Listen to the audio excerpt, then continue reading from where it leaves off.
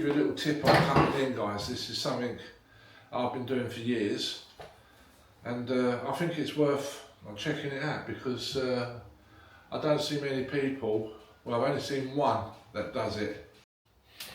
Right guys, here we go. I've got my paint in my kettle. I've put probably about 30% water in it. I've got a nice soft brush. What I'm going to do, guys, I'm going to put my paint in there, load it up. Then what I'm going to do, I'm going to come about 5mm away from where I'm cutting in, guys. Alright?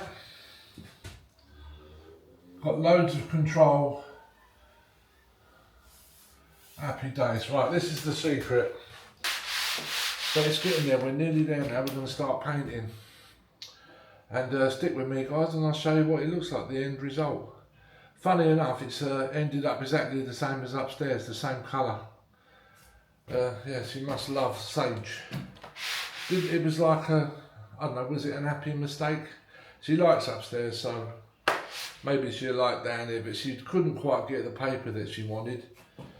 And we ended up getting a paper and we matched the colour with it, and it ended up being basically the same as upstairs. But there you go, it is what it is. I always say it's going to look 10 times better. Right, this is all the prep. I'm showing you all the prep that I do, guys.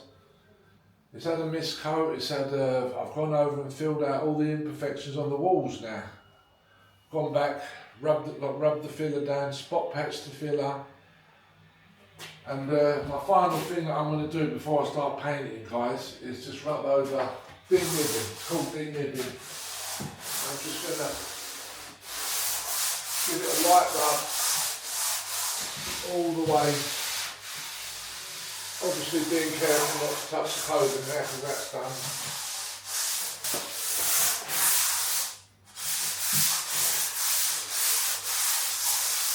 This literally takes seconds, guys, and there's no effort in it whatsoever. It's a really good bit of kit. I'm so glad I got it. And to me it matters that, let's just say, well not let's just say, there's a rad going on this wall, right where I'm standing.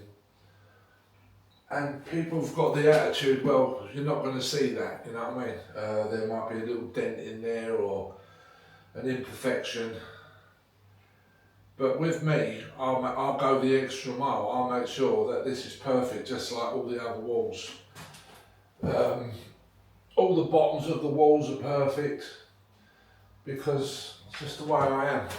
I cover every inch of the wall and I keep going and preparing until I'm happy with the end result. And even though you probably won't see it, it's just my peace of mind, because someone will come in and they'll look around and they'll go, oh, this is lovely, and then they'll look behind that rad, which was probably something I would do. I would look behind the rad and I'd see a great big gash in the wall and I'd be like, okay, you skipped that, what else have you skipped, you know what I mean? It's just something that's embedded in me now and I can't stop myself. So once that's done, and then I'm going to go onto the wall, this wall here. This is the papered wall, there, right where I'm pointing. And we've got like I say, a sage colour with yellow in it, but it's mostly sage. And what I'm going to do, I'm going to paint lines in it where the paper falls. So there's about 7 lengths like to that.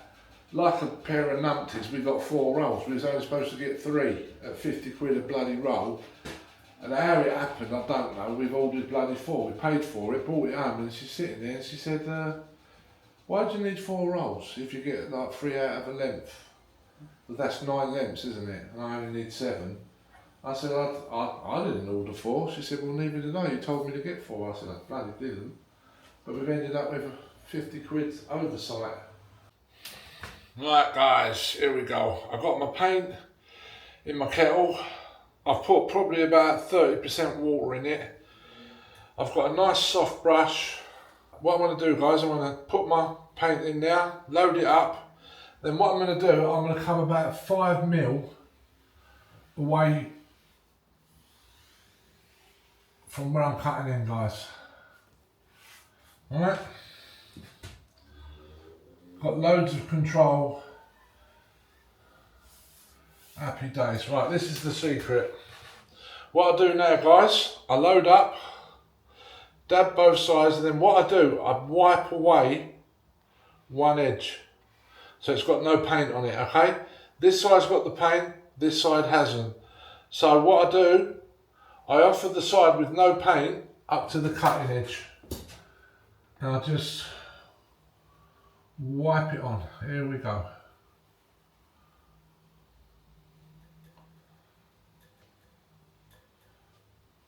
There you go, done. And what that's doing, guys, because when I first went over it with my first stroke, I left a bit of a fat edge up there. And there you go, perfection.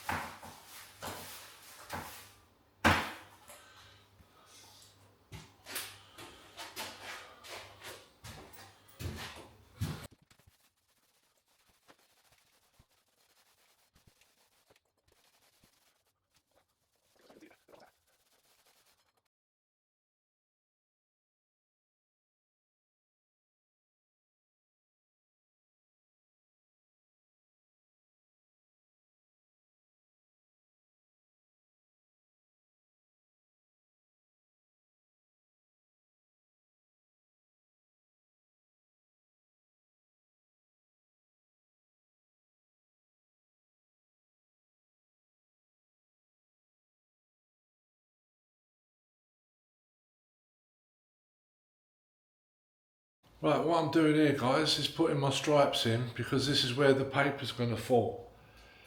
Now it doesn't matter where I start on this wall because it's a drop pattern, so it won't be like equal distance either side. If it was, I would be starting in the middle. But I've made sure that I start in between these plugs, and that's what works best for me. So it'll be easy to cut. I've just gone along with my roll, marked the wall, I set my laser line up, and I just paint the lines, guys. I'll show you what it looks like.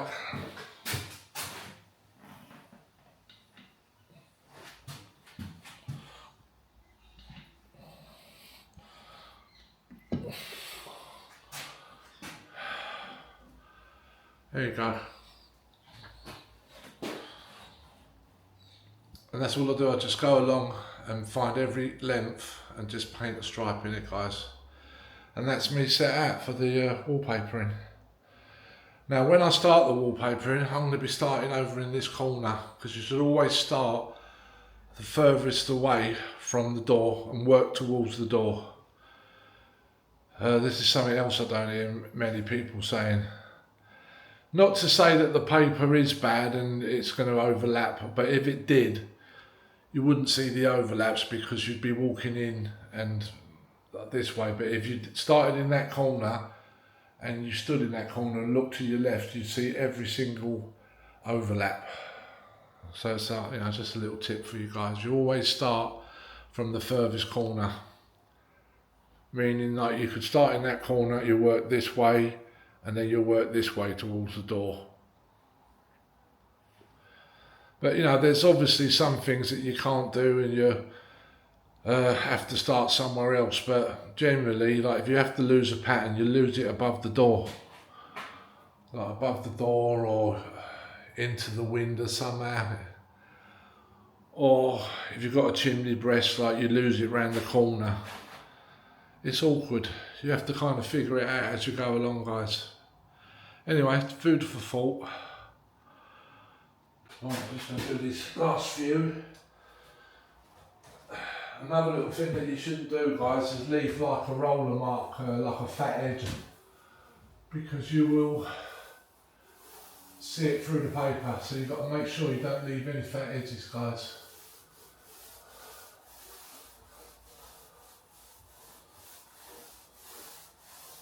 Just roll out the fat edges. I know I'm repeating myself, but it's important.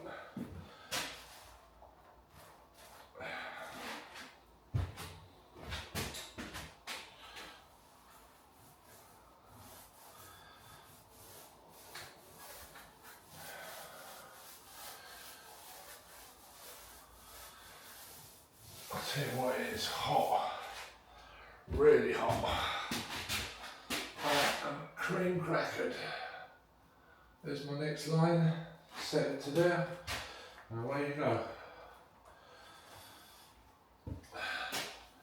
I'm doing this because if the paper was to shrink, say that I had a mauve like wall and I didn't paint it white, say, like there's probably like the white's okay, but say I had a mauve wall and I was putting out this paper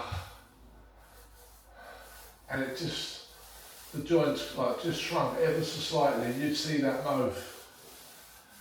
And it would be the same thing, like whatever colour paper you're using, like go to the shop and get like a sample pot and just paint in, like if you're putting in on a mauve wallpaper, do mauve stripes, brown stripes, orange stripes, whatever colour your paper is, guys. Okay? This belt and braces, my favourite word.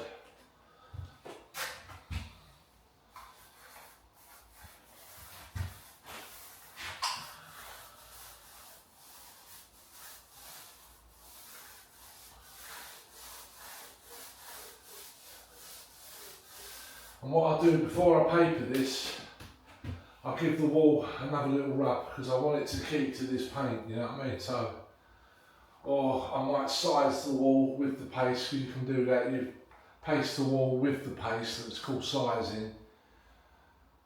And yeah, just kind of giving the paper every chance to succeed, like, you know what I mean?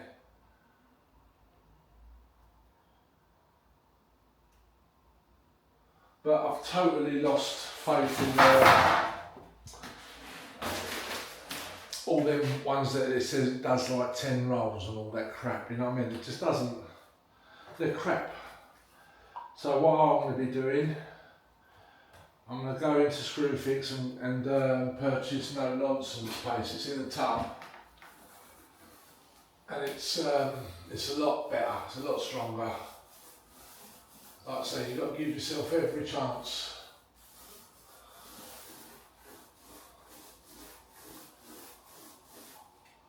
I make sure every little bobble is rubbed out on this wall, because when you paper this wall, when you look down the line, like you'll see it, you know what I mean? If it's a bad bobble on the wall, like I say guys, preparation, it's all in the prep.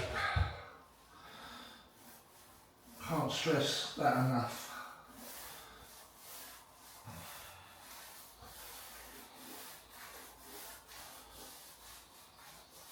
And there's a little bobble here, and I'm probably going to rub that down before I start. I'll catch all the little imperfections. And there you go guys. Ready for wallpapering. Let me know if that's an handy tip. And what I'm doing now, I've gone round and filled in any little imperfections, rubbed it down, spot patched it. And now I'm just going to go along the, you can't see it guys, but it's where I watered it down for the cutting in. I'm going to just go over it because I don't want it to bleed through now, I want it to be really crisp. And like I say, you haven't got to cut right up to the top because you've already done it.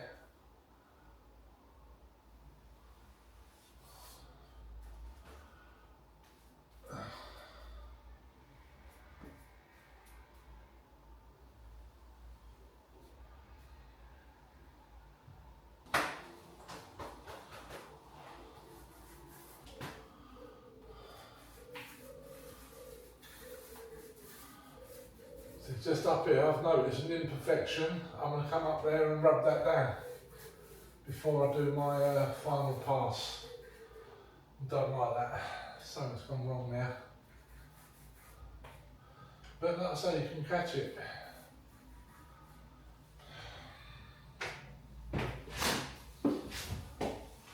That's it. Get it sharp. Right. Just going to finish off round there and we're ready to paint. We're ready to paint the walls, final coat. Happy days. Right, and that is it guys. We've got the, I could say the carpet and be wind you up, but this is the underlay. I don't think we'd have this colour. This is a bit of a weird thing. I don't know what side to lay this underlay. Mauve on one side, orange on the other. And as you roll it out, it's leaving the orange. I thought, well, I'm not flipping it over. That makes more sense, that when you roll it out, that's what it's supposed to, but I ain't got a clue. Never got any instructions on the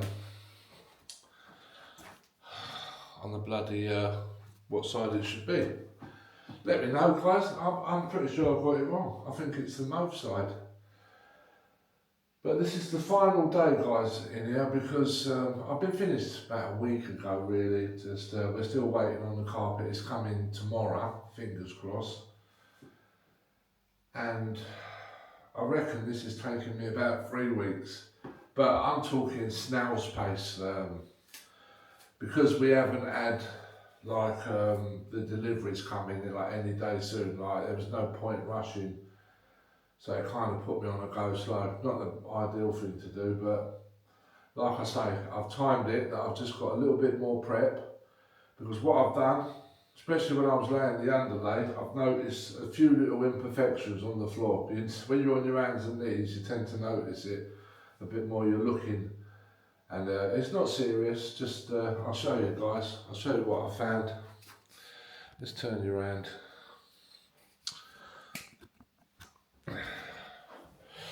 It's things like this corner that would wind me up. You see it? I don't think you can see it, but it was kind of at a fat edge. The walls over there was a tiny little bit of filling needed doing. Just things like that. 3 or 4 things that needed doing.